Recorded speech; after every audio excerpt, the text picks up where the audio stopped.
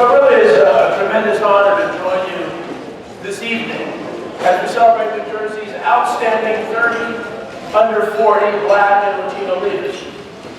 I'd like to thank Clyde Hughes and the entire Front Runner New Jersey team for recognizing leaders who are making a lasting difference across our state. Thank you to all of the elected officials, business leaders, nonprofit leaders, faith leaders, family members, friends, and distinguished guests who are here tonight. Most importantly, congratulations to everyone on tonight's honorees. Give yourselves a round of applause.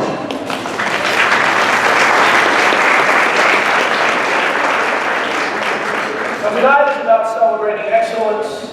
Tonight is about celebrating leadership. Tonight is about celebrating service. Tonight is about celebrating hope. Each of you has already demonstrated that leadership is not defined by age. Leadership is defined by purpose. Leadership is defined by character. Leadership is defined by your willingness to improve the lives of others. As you know, last November, the people of New Jersey entrusted Governor Mike Sherrill and me with the privilege of leading this great state. I recently learned, actually, this week, that I made U.S. history as the first African-American ever elected lieutenant governor while simultaneously serving as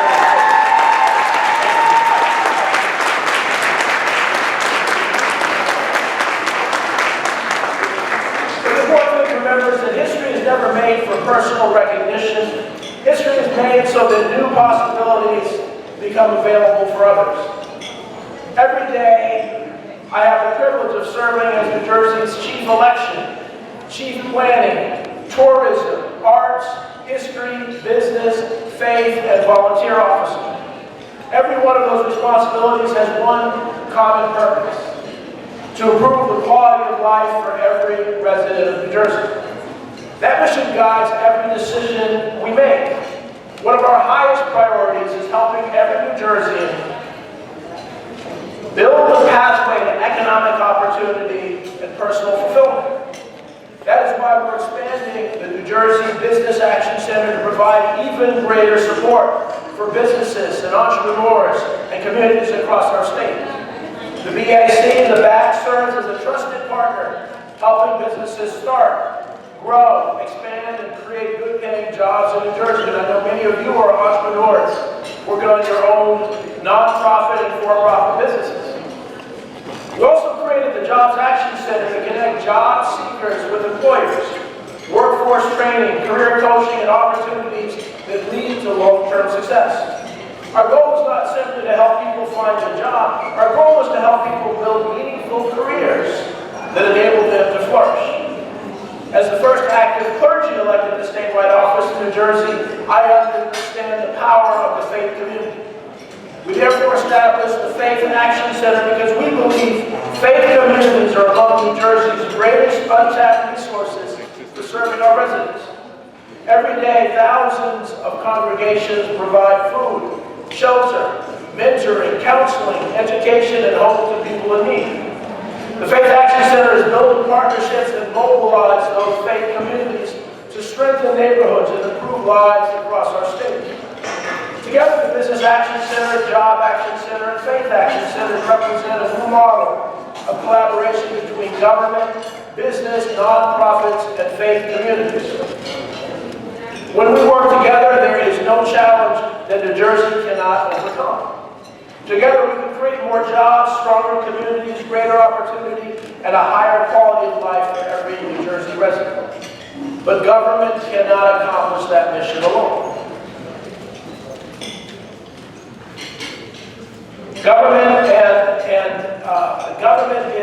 is critical in helping to make sure that that most people are helped. But we need you, we need leaders, we need nonprofits, we need for-profits, we need faith institutions to really come together to really help all of us work together. And so one of the reasons that I wanted to be here tonight is because of the extraordinary leaders who are the past, present, and future of New Jersey. I know some of you that have done some extraordinary things. I know many of you are going above and beyond the call of duty that sacrificing yourself, sacrificing time with your family, sacrificing other things that you can be doing for your own benefit so that the world is a better place. So as we celebrate the leaders tonight, I want each of you to really recognize that we, Governor Mikey Sherrill and myself, are here for you. We're here to support you. We're here to make sure that you are able to do the best that you can for those who are struggling in life. Some of you may have seen an article that I wrote in Bench magazine that talks about this Guide to Flourishing. One of the things that I did is I want to make sure that everybody in New Jersey really understands where they are. Where in that guide I talk about the walk from unemployed to underemployed to employed to career to flourishing. And so I encourage each of you to really use that model. And it starts with us developing our own personal income statement so we know where we are financially.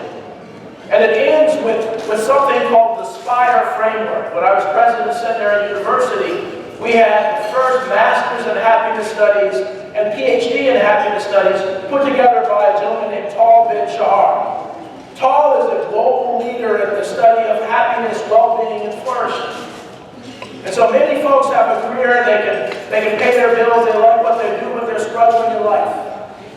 And so what we're doing at every level of society, and I encourage you to do the same, is helping people do this framework called SPIRE, which relates to spiritual well-being, physical well-being, intellectual well-being, relational well-being, and emotional well-being. Because we have a responsibility to really make New Jersey a model of making sure no matter what zip code you're in, no matter what you look like, no matter what your education is, no matter who you are, that you have an opportunity to flourish in life.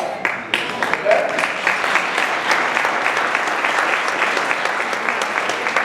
So I'm here simply to congratulate you, but also to let you know that this administration is here to listen. One of the things a lot of people don't realize, I only met Mikey Sherrill twice before I was elected. I was down in Washington lobbying for small colleges. I was president of Centenary University. And then someone said, put your name in, and then I interviewed her, and we hit it off. Largely because she's an extraordinary listener. Good leaders, as you are extraordinary listeners. Good leaders know that but for the grace of God, we would be homeless. Yeah. So often, amen? So often we have this model in Washington of leadership being arrogant and self-focused and overly confident, and that's not leadership at all. There's a Chinese saying that says, the taller the bamboo, the more it bends. And so as leaders, we are servant leaders, and that's why you are being honored here. But I encourage you, not just for you, but pass that on to others in your community. Let them know what true leadership is about. True leadership is about service. So I ask each of you to really carry on this opportunity that God has given you a choice to really make a difference in the world. As many of you know, I'm pastor of Covenant United Methodist Church. If you're in Plainfield on Sundays at 10 a.m. on East Front Street, you're all welcome to come. What's happening? I have to do a little recruiting. But my personal mission statement is Proverbs 31:8-9, to be a voice for the voiceless and speak up for the destitute. Because actually a saying that I just heard recently is that, as you know, our flag, our New Jersey flag, what are the two words on the flag? Liberty and prosperity, right? Liberty and prosperity, if you look at the flag. And so we all know what liberty is, but one of the great sayings that I heard is that poverty anywhere limits prosperity everywhere. I want you to say that with me. Poverty, bear with me. Poverty anywhere limits prosperity everywhere. And so one of the things that we need to understand is that we have a responsibility to use our gifts to make sure that those who are struggling, those who are invisible, and those who are overlooked have the supports that they need so that they can live a quality of life. And if we do that, what that does is it transforms the entire state of New Jersey. So thank you so much for the opportunity to speak here. It is really my honor to be here, to be among so many present and future leaders. I'll be here for a while, so I'm happy to talk to you individually. As I said, I know some of you superstars here already. But thank you for this opportunity, and God bless you all.